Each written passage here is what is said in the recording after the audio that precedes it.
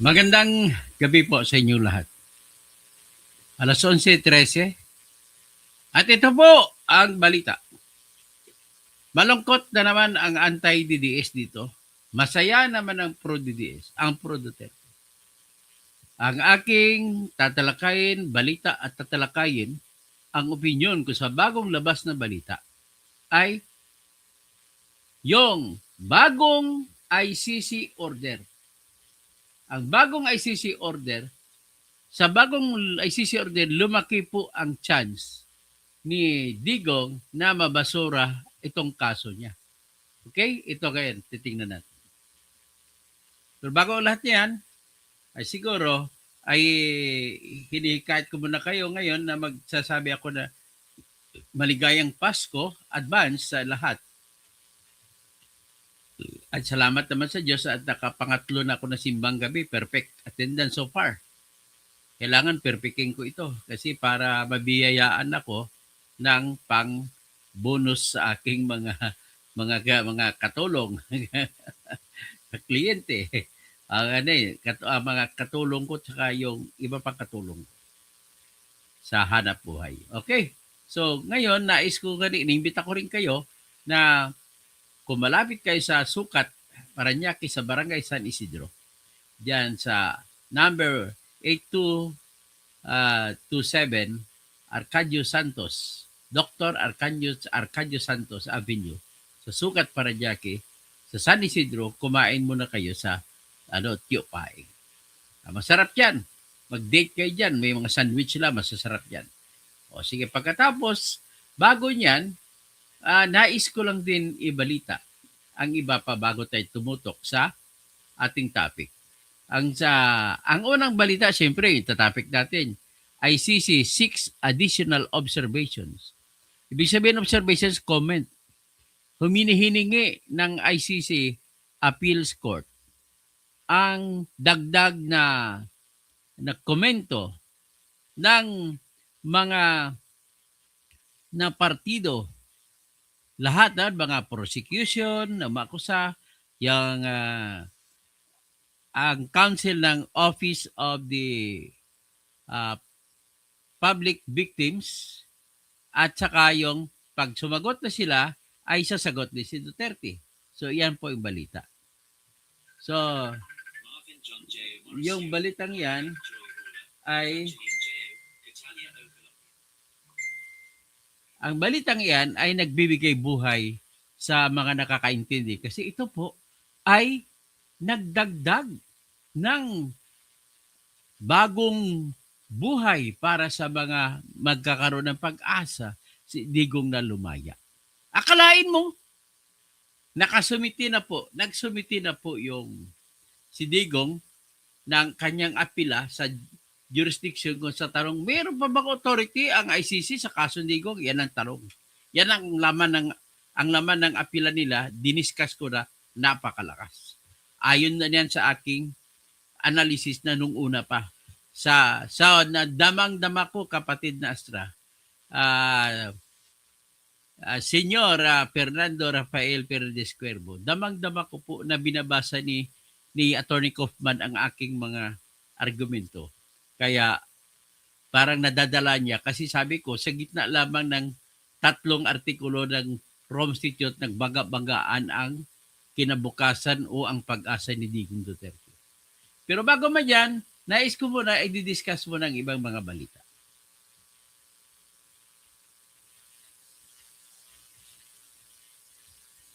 Sa ibang balita ay yung aking partner sa pakikipaglaban na si Pyra Lucas na siyang chairman ng United Peoples Against Corruption. Sila ba to? Hindi ata, iba eh. Ibang UPAC din, UPAC. OPAC, hindi sa kanila pero parang OPAC din ang pangalan.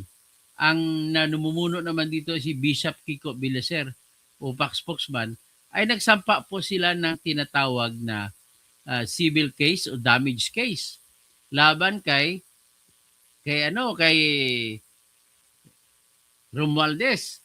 At ang laman ng kanilang reklamo sa Quezon City 5th District, yung mga proyekto na binigay doon na sa ilalim ni sino bang congressman ang may ka dito? Si yung matabang congressman na sobra parang si Gulayat ang taba. Si Michael Vargas na umabot sa 944.6 million kada taon. Approximately 2.86 billion sa loob ng 3 taon, 23, 2024 at 2025. At sabi nila ay binulsa lamang kasi ang sa Quezon City po, halata po sa Quezon City, kagaya ng anak ni Kwan. Bakit niyo kasuhan ang anak ni Rafi Tolpo na kinain din, uminom doon sa Wami Bar, Omnia Bar sa California, 6.7 million ang binayaran. Uminom lang ng malaking napakalaking bote ng tawag nito, ng red wine. Grabe. Kasi sa distrito naman ni Ralph Wendell Tolpo, 3 billion din ang inubos niya. Binulsa, magkano kay binulsa niyang gagong batang ito? Pinagalitan na siya ni Tito Ben Tolpo niya. Walang kamag-anak kay Ben Tolpo. Pinagalitan din ni Ben Tolpo nga si Montolpo. Bakit niya kinukonsinti si Rapi Tolpo na magkaroon ng mga babae, mga chicks?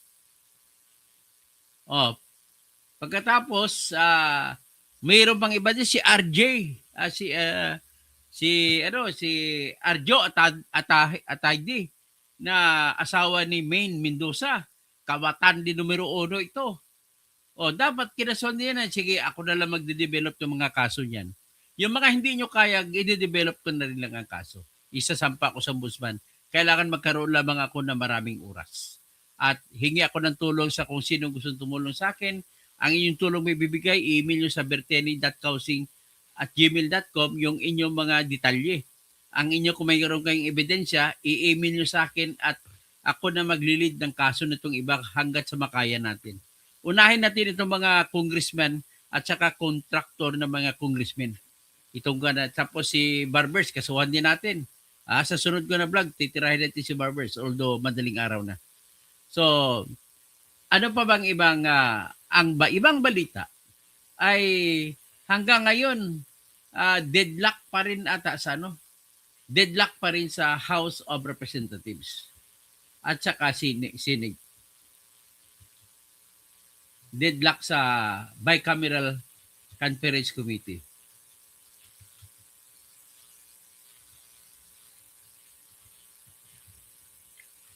Sa gitna ng House of Representatives, ng mga congressmen at mga senators.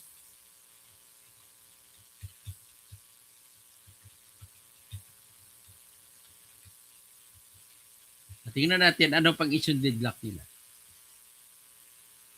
So, na-extend ang deadlock nila, hindi pa rin sila natapos. Ang issue ay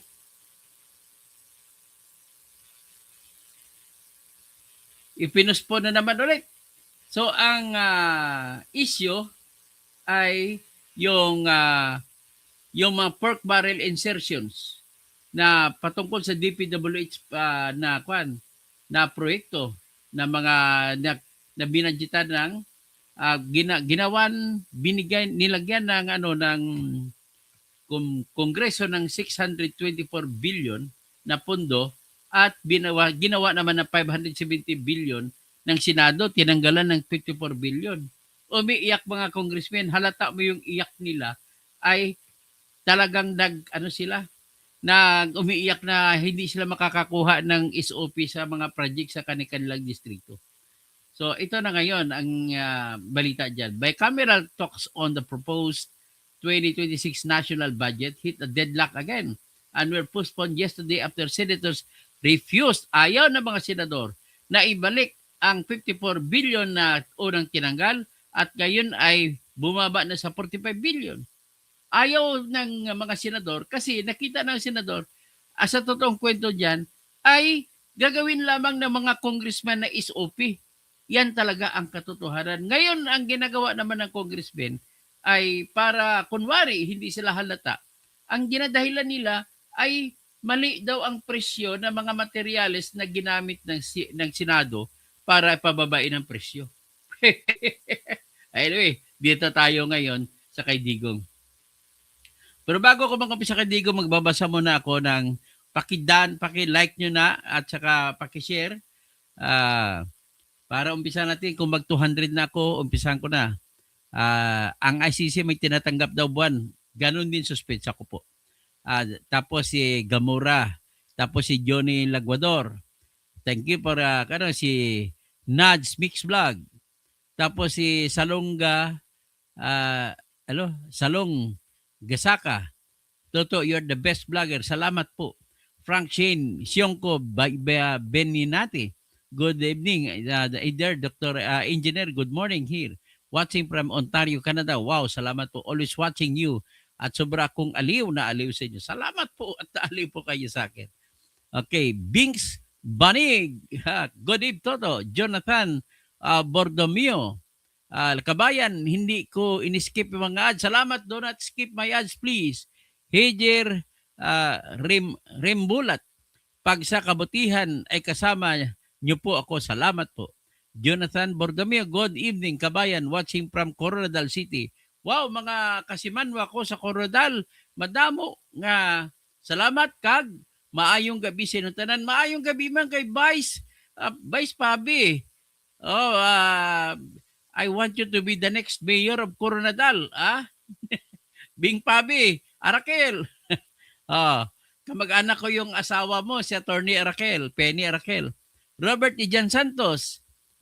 Tapos si Gamora, good day, Dr. Toto. Tapos Fernando Rafael Cuevo, Merry Christmas. Feliz Navidad. My sister, Astra Kausing, Tatay Digong is the best president ever. Tapos iyan, si Back Squatter, Marcos resign, Merry Christmas and Happy New Year. Okay? So, diretso na tayo. Si Phil Bungan, oy! Attorney Phil, maayong gabi sa imo.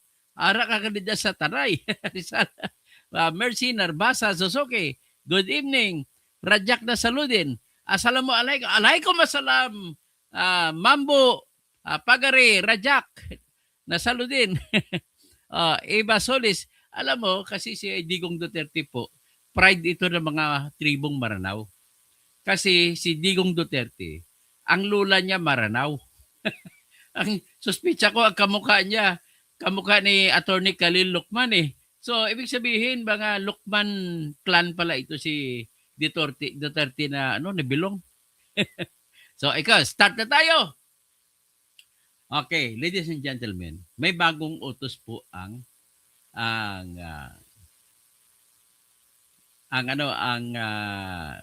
tinatawag na Appeals Chamber ng International Criminal Court. Step by step tayo. Una, ipakita ko po ang balita, ang order. Ito po yung order. Para sabihin niyo nagsasabi ako na totoo. Hindi po ako maritis.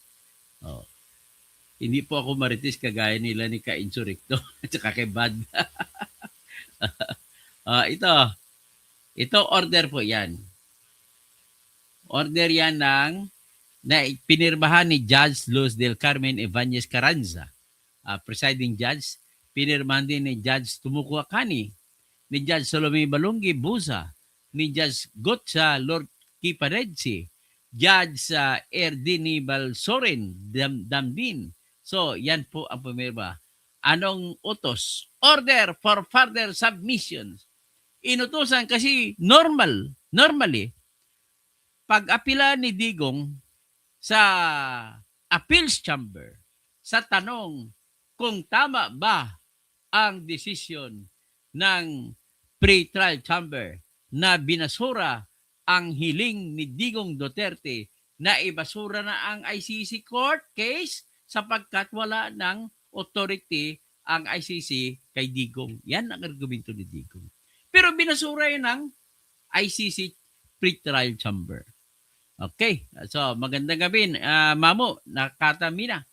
So, ngayon, ginawa ni Digong, umapila siya. So, ang normal na nangyayari sa International Criminal Court ay pagkatapos mag-apila, sasagot ngayon ang kalaban. Ang kalaban ni Digong dyan ay dalawa. Ang isang kalaban niya ay Office of the Public Victims. Mga biktima abogado ng mga biktima ang kalaban niya. Tsaka, Office of the Prosecutor. Dalawa ang kalaban. So normally, pag mag-apila yung umaapila sa appeals chamber at sumagot na yung kalaban na dalawa, ay hanggang doon lang tapos na, magdesisyon na kaagad ang ICC Appeals Chamber. Anong nangyari dito? Kakaiba po ang nangyari. Hala!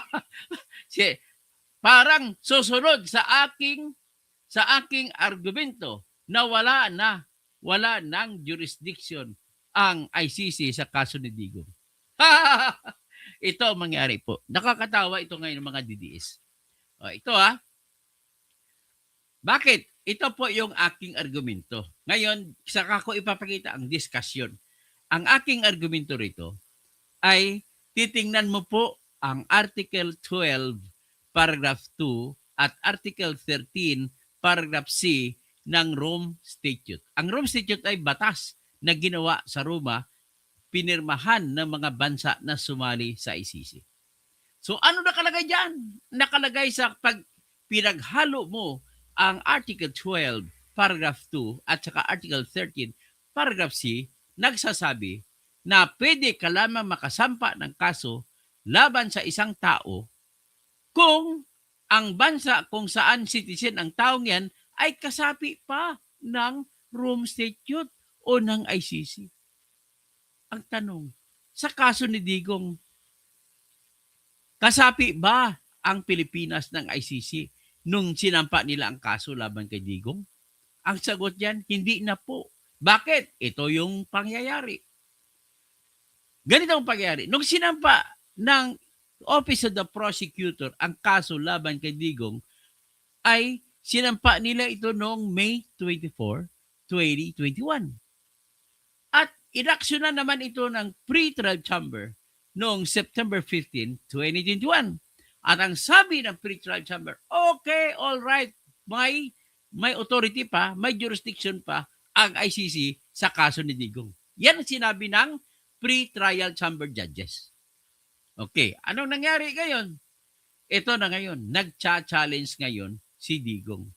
Ang argumento ni Attorney Kaufman tsaka ni Dov Jacobs, pareho mga Hudyo na mga abogado ni Duterte, na binayaran ng International Criminal Court ng 2 million pesos kada buwan. Ganito po ang kanilang argumento, which is, i-refine ko na lang, base din sa argumento ko, na sinasabi ko na wala ng jurisdiction ang ICC sapagkat noong sinampa nila ang kaso noong May 24, 2021, ay 2 taon na mahigit ang lumampas noong naging epektibo na ang pag-withdraw ng Pilipinas mula sa ICC. O yan. Bakit? Kailan ba nag-withdraw ang Pilipinas? Nag-withdraw po ang Pilipinas noong March 16, 2018. Nag-withdraw ito matapos yung Office of the Prosecutor ay nag-anunsyo na nagpalabas ng tinatawag nila na preliminary examination noong February 8, 2018.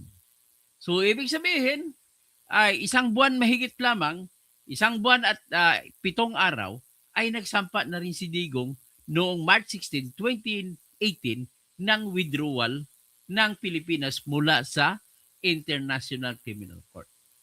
So, base po sa Article 1 to 7 ng Rome Statute, ganong batas din, sa paragraph 2, 4 ang kondisyon dyan.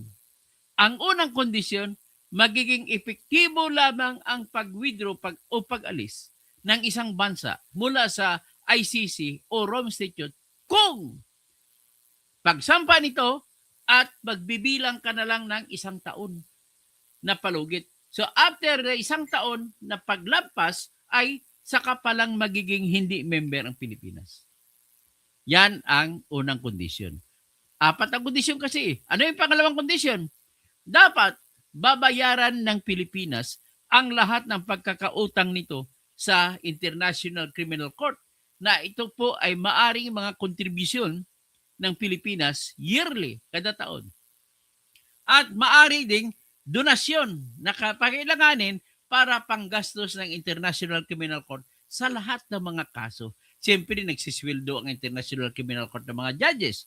Nagsisweldo ito ng mga prosecutors, nagsisweldo ito ng mga lahat ng kanilang mga staff, mga interpreter nila. Yun po ang pangalawang kondisyon. Pangatlong kondisyon, kung merong nabuong kasunduan o cooperation sa gitna ng Pilipinas at ng ICC, pag sinabi mong ICC, kabuuan ng ICC, sa loob ng panahon na ito ay hindi pa nag-final ang pag-withdraw. So ang tanong, meron bang cooperation o kasunduan na nangyari?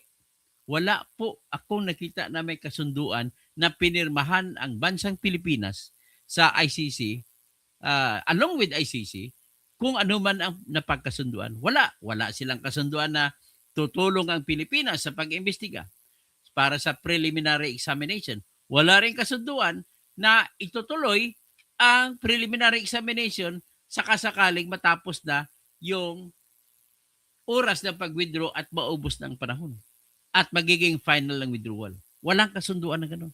So, pang-apat na kondisyon ay kung merong kahit anumang bagay na nakonsidera na ng korte pag capital C, court.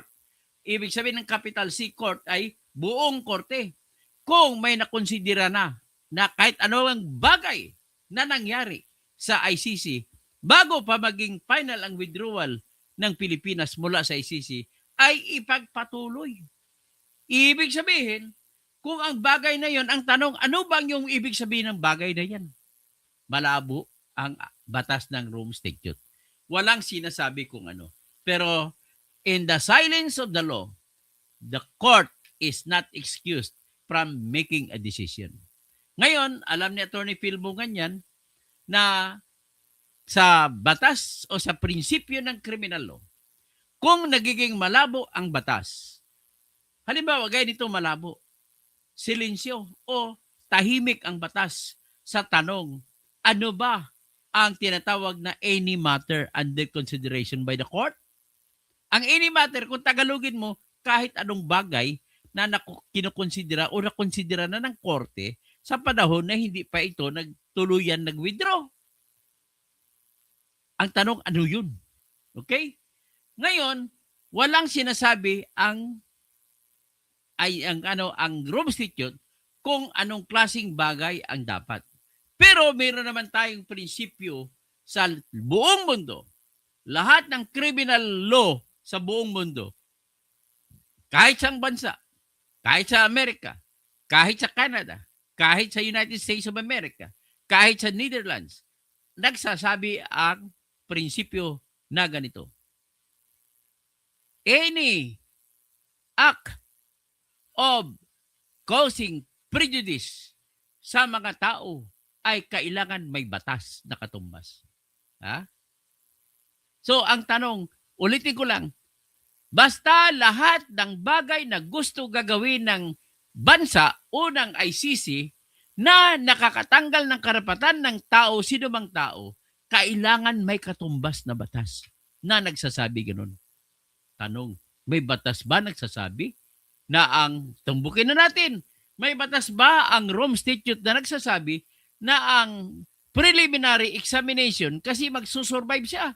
Any matter that is included as part of any matter na sinasabi ng pang-apat na kondisyon, kahit anong bagay na nakonsidera na ng korte ay magpapatuloy na mabubuhay kahit na nag-withdraw ng Pilipinas.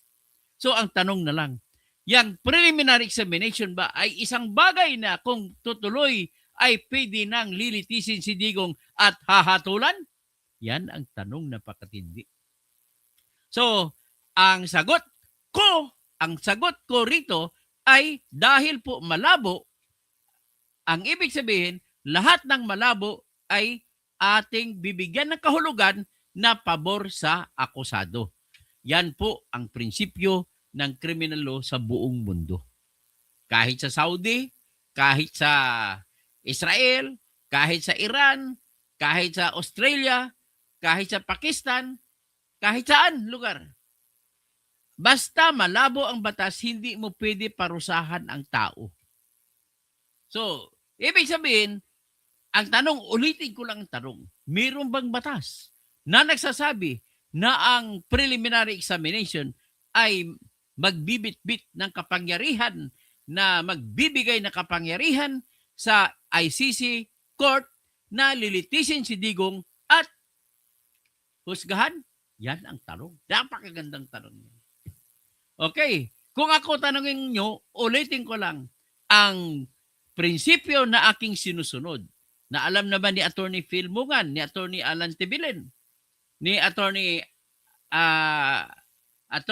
Bombit Abad, ni Attorney Manny Topacio, Attorney Manny Saiz sa Bicol, lahat ng mga abogado na kinig sa Attorney Bautista, nakaklase ni Attorney Gadon, si Attorney Sabare, o si Attorney Pilayo na nakikinig din, silang lahat ay nagsasabi na kapag malabo ang batas, ang pag-interpreta o pagtanong kung ano ang kahulugan ng batas ay magpapabor sa akusado. Sinong akusado dito? Si Duterte. So ano yung problema dito? Ang problema ay tanong, meron bang kapangyarihan ang ICC na maglilitis at maghusga kay Digong kung ang pag-usapan lamang na klarong binigay sa kanya ay yung preliminary examination na nangyayari bago pa tuluyang nag-withdraw Pilipinas mula sa ICC? Yun lamang tanong. Kaya lang, walang batas sa ICC mismo na nagsasabi na yung preliminary examination ay sapat na makapagbigay ng kapangyarihan sa ICC para lilitisin si Digong Duterte. Sabi ko nila, kung may duda, para sa akusado ang pagpapabor. Sa Latin, in dubio, in doubt, in dubio, pro reo, for the accused. Ganun po yung tinatawag na prinsipyo. So, gayon, tingnan natin nang maigi itong preliminary examination kung talaga bang kayo na maghusga, papipiliin ko kayo kung anong desisyon ninyo. Talaga bang sapat na mabibigyan ng kapangyarihan ng ICC nang dahil lamang may preliminary examination? Yun lamang ang tanong dito na pinakahuli. So, dahil dito sa tanong na ito, ay naguguluhan din ang appeals chamber, 5 judges ng appeals chamber ng ICC. At ang ginawa nito, para malinawagan sila, inutusan pa ang lahat na magsumiti pa kayo ulit kung ano pa mga argumento. Naku, pag ganito, siguro, yung people of the Philippines, magsusumiti ako ng sa appeals chamber, magsumiti ako ng tinatawag na amicus curiae. Gagawa ako ng argumento, mag-amicus curiae ako, ipadala ko, may mag-motion for leave na mag-join ako at magbibigay ako ng opinion ko. So dito, ang opinion ko po ay yung preliminary examination na pinalabas ng OTP o si Patobin Sauda noong February 8, 2018, which is the only matter that was under consideration before the Philippines withdrew from ICC, ay hindi siya nagbibigay ng kapangyarihan sa ICC para litisin at husgahan sa kasong crimes against humanity si Digong Duterte. Anong rason? Ito po. Sapagkat nakasaad po sa Article 12, Paragraph 2 at Article 13, Paragraph C, kapag pinaghalo mo yan, nag-uutos ang Rome Statute o ang batas ng ICC. Pwede ka lamang magsampa ng kaso kahit kinino o ang pagsampa kasi ng kaso sa kanila ay sa pamamagitan ng paghingi ng authority to investigate. So sinasabi dyan, sa dalawang batas na ito, pwede kang maghingi o magsampa ng kaso laban sa isang tao sa ilalim ng anumang bansa kung ang bansa na siya ay citizen o mamamayan ay kasapi pa ng ICC o Rome Statute. Kailan sinampa? Ulitin ko na lang, sinampa po sa kaso ni Digong noong May 24, 2021. Kailan naging final ang withdrawal sa Pilipinas? Na nag-withdraw na sampa ng Pilipinas ang withdrawal noong March 16, 2018. Dahil may 1 year pa tatakbo, naging final ang withdrawal noong March 17, 2019. So, ibig sabihin, ano naman, nais ko lang banggitin, ano ba ang rason bakit binibigyan ng palugit na 1 year? Ang rason yan ay walang iba. Wala kang ibang makikitang rason para mabigyan ng chance, ng time, ang prosecutor na ma-prepare na nila ang anumang kasong isasampa sa loob ng isang taon mula March 16, 2018. Yang nangyari, nag natapos na ang March 16, 2019, which is was 1 year, at naging March 17, 2019, ay wala pa rin sinampa ang Office of the Prosecutor. At nagsampa na lang si Fatubin Sauda noong May 24, 2021. More than 2 years. So, anong sabi? Pag inutos ng Article 12, 20, Paragraph 2 at Article 13, Paragraph C, na kailangan kasapi ang bansa ng ICC bago tanggapin ang kaso.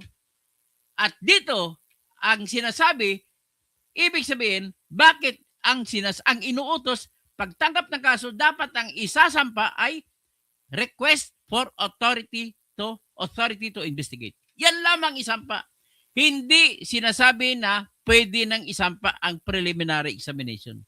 So therefore, dahil hindi sila nakasampa ng request for authority to investigate, ibig sabihin, hindi po sila nagsampa ng kaso sa loob ng palugit na taon hanggat sa March 16, 2019. Ergo, or therefore, yung sinampa nila lampas sa panahon na yan ay wala ng visa. Dapat ng ibasura. Okay? So ngayon, may kasama itong kaakibat na malapit na kaso. Yung kaso ng Republic of Burundi. Sa Republic of Burundi, naging final ang withdrawal nila noong March 27, 2017. Pero, yung prosecutor sa kaso ng Republic of Burundi ay nagsampa ng kaso noong October 24, 2017. So, may 3 araw pa natira bago maging tuluyang mawawala ang Republic of Burundi sa International Criminal Court. Kaya pinayagan ito na magtutuloy-tuloy ang kaso. Sa Pilipinas, lampas na po. Yan po ang aking thesis. Na sa inyo, kung magdesisyon kayo, na sabi nyo ay sapat ng preliminary examination, well, nasa inyo yan. Ang akin pa rin, magmamatter pa rin dyan na kailangan merong batas na magsasabi bago mo tanggalan ng karapatan ang tao. Kaya sa Pilipinas, sinasabi sa Section 1, Article 3, no person shall be deprived of life, liberty, or property without due process of law. Without law. Very clear. Without law, you cannot deprive any person, kahit ano pang tribo niya, of life, liberty, and property. At lahat ng mga tao sa atin, kahit anong tribo mo, tribong Maranao ka, Maguindanao, Tausog, Ilonggo, Cebuano, Tagalog, Batanggenyo, o Pangasinense, Ilocano, Kapampangan, Bicolano, kahit ano pang tribo mo, dapat patas ang pagtingin ng batas sa lahat. Kaya sinasabi niya, kasunod na sinabi, no person shall be deprived of life, liberty, or property without due process of law, may karugtong. Ang dugtong ay, nor any person shall be denied the equal protection of the laws. O, paborito na salita ni Mayor Lim dyan, nang buhay pa si Mayor Lim ng Maynila, na naging senator. Sabi niya, the law must apply to all, otherwise none at all. Yan ibig sabihin ng equal protection laws. Kahit anong tribo mo, ang batas ay dapat mag-apply sa iyo. So, ngayon, ito naman ang sinabi basahin natin ang sinabi ng ICC na ito. The appeals, inabas ito nung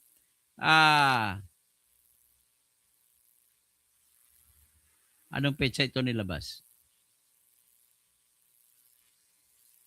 December 16, 2025. 12-16. Ito sinabi niya.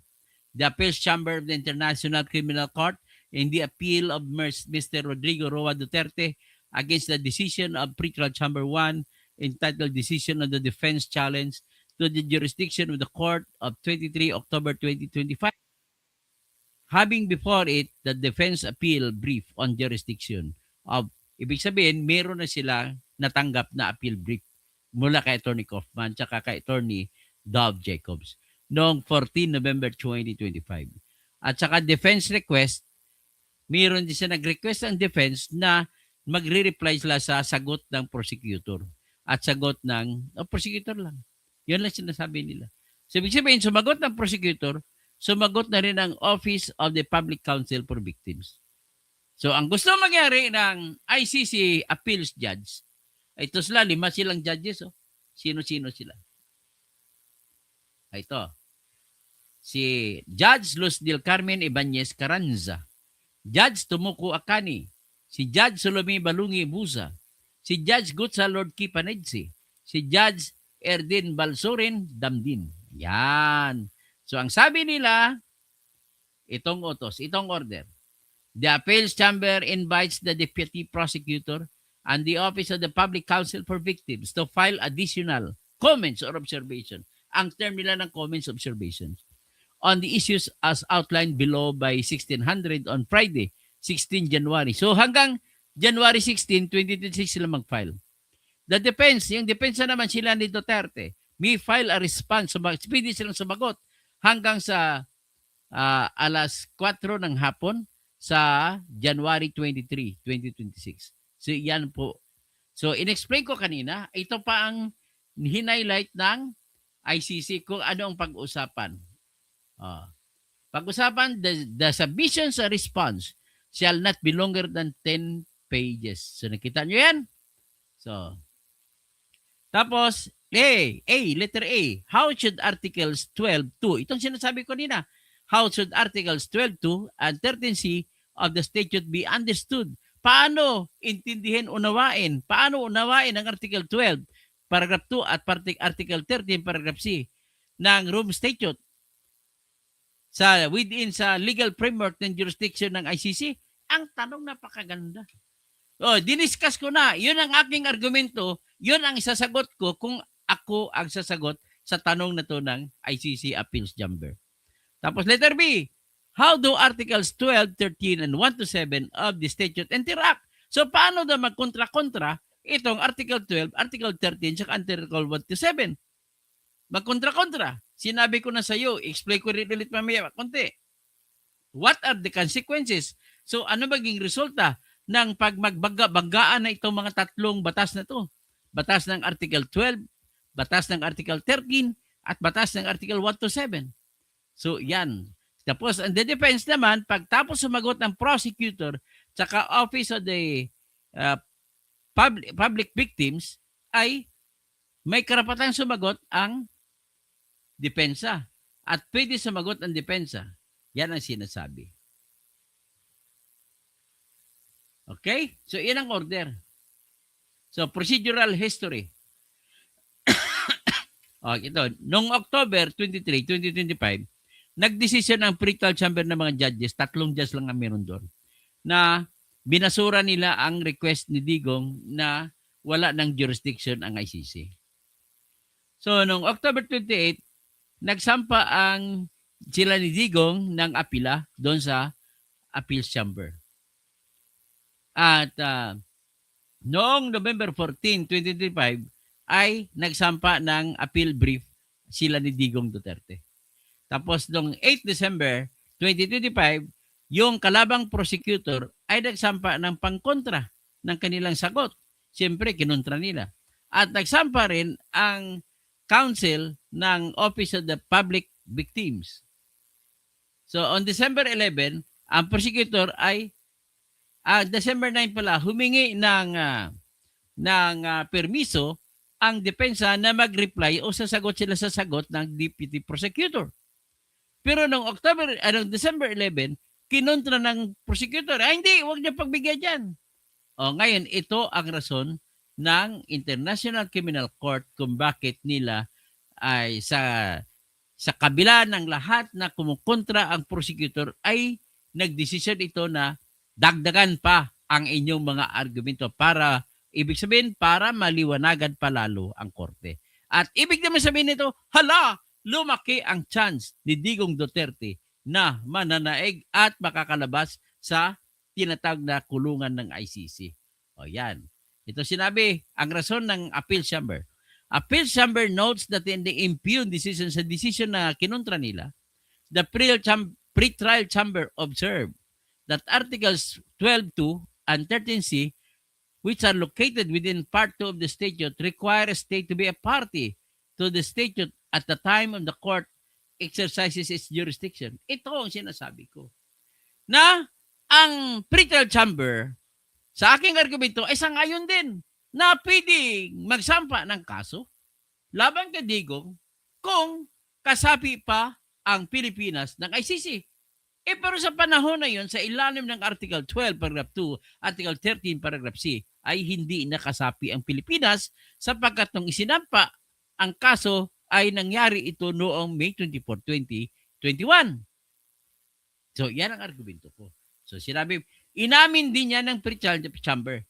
Pero, ang pre-trial chamber nag-rule, oo, totoo yan. Pero, mayroon tayong tinatawag na lex specialis. May special law tayo. Exception to the rule. Kasi bakit? Yung Article 1 to 7 ng Rome Statute ay nagbibigay ng specific na utos na kung merong anumang bagay na nakonsidera ng ICC sa panahon na hindi pa nagtapos ang withdrawal na deadline, ay pwede pang magpatuloy ng jurisdiction at pwede pang litisin si Digong at pwede pa siyang hatulan. Yan po ang kanilang sinasabi sa lex specialis. Kung ako naman, ulitin ko lang argumento ko, na sana ni Kaufman, Englishin ko nga para maintindihan ni Kaufman. Attorney Kaufman, I just want you to look into this argument of mine. That this may be the strongest argument that I could think of. Like the Article 1 to 7 that pertains to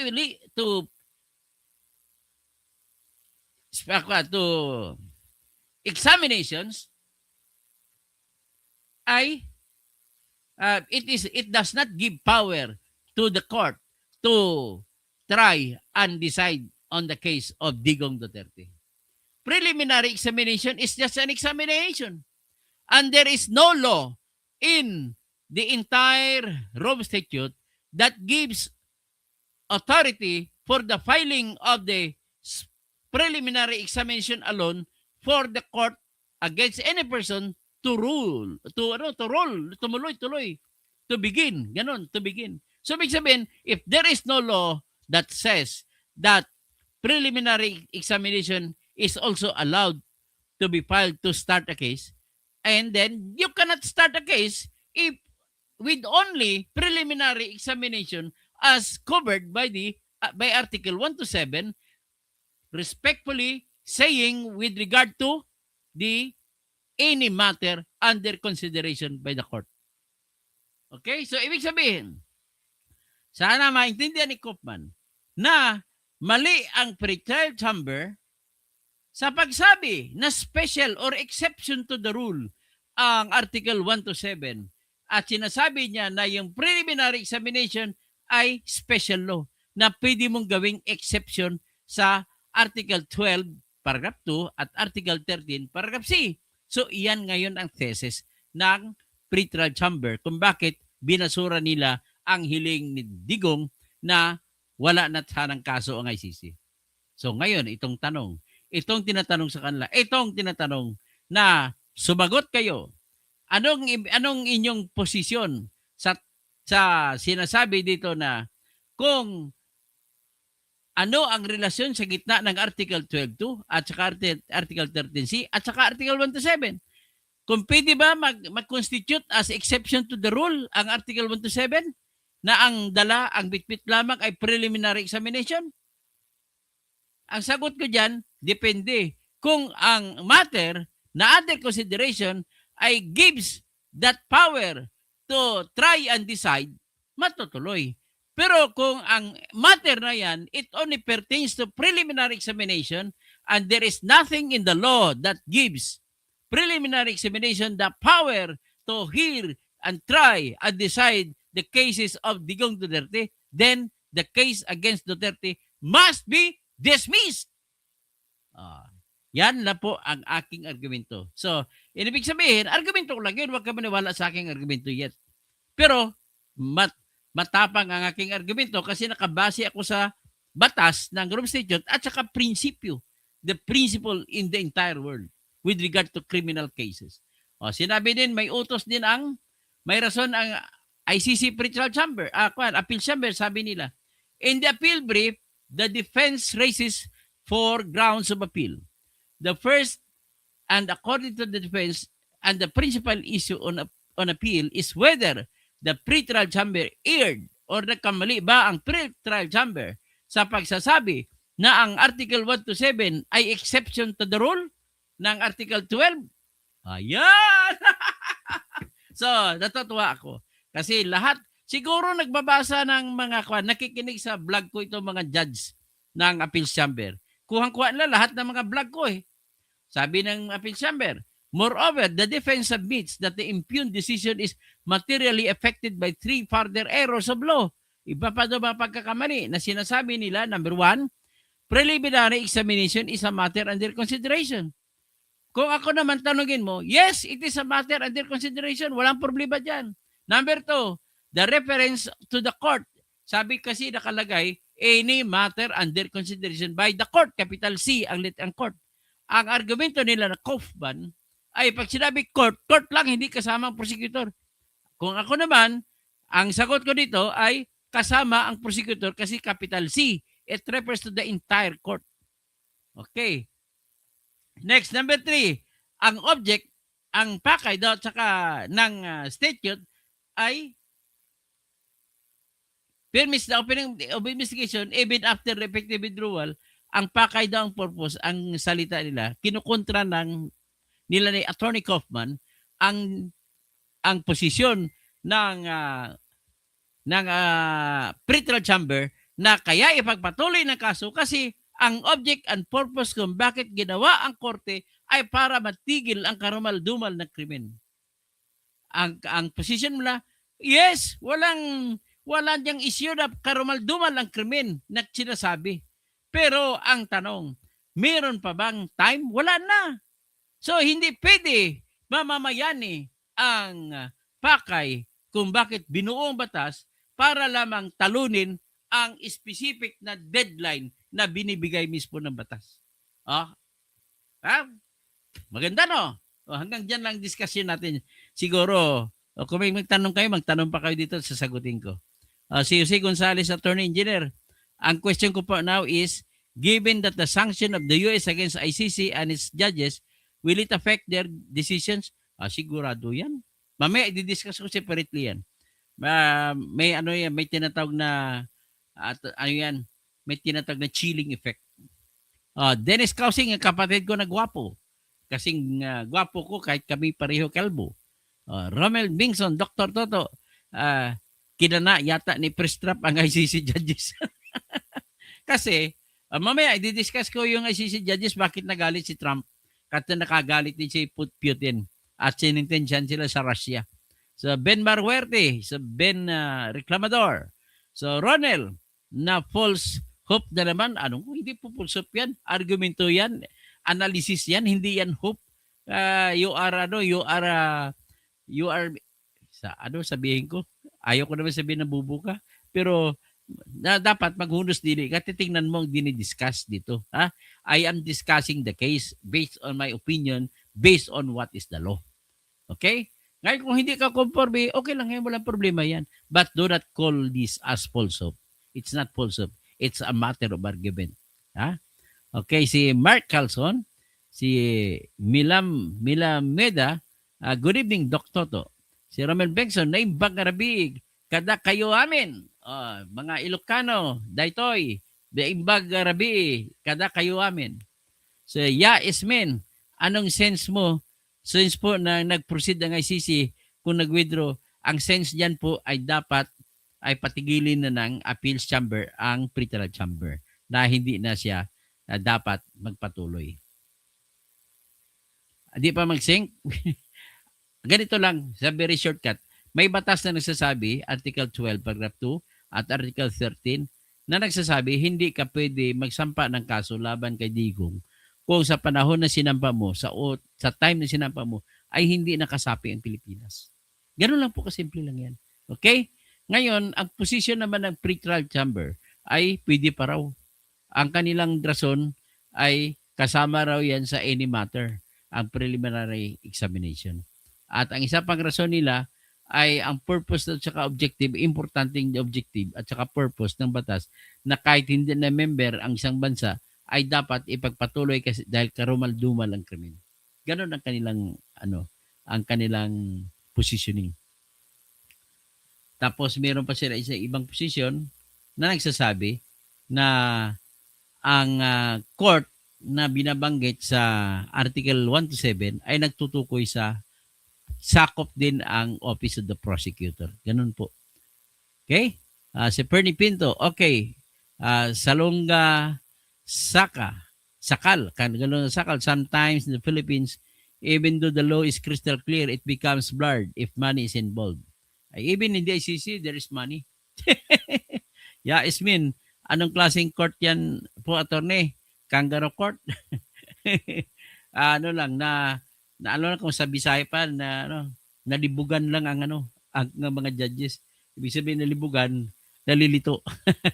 Yasmin, lagot ang mga bangag. Ay, delikado mga kanyan. Makukulong for kidnapping sa habang buhay sila ni Buying. Pag oras na bumaliktad ang mundo. Alex Lansky, good evening, Dr. Tocausi. Jerome Aguilar, Jerome Aguilar, watching from Ireland.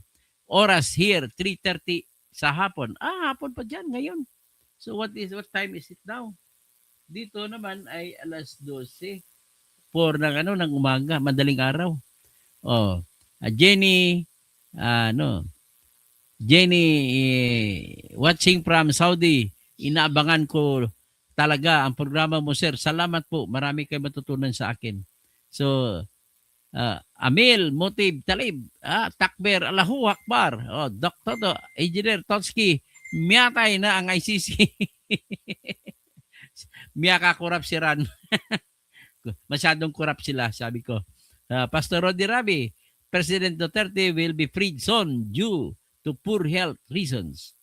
Okay, si Ruby Garcia, kapag-anak mo, kapangalan mo yung kaibigan ko na pinatay sa Cavite na reporter.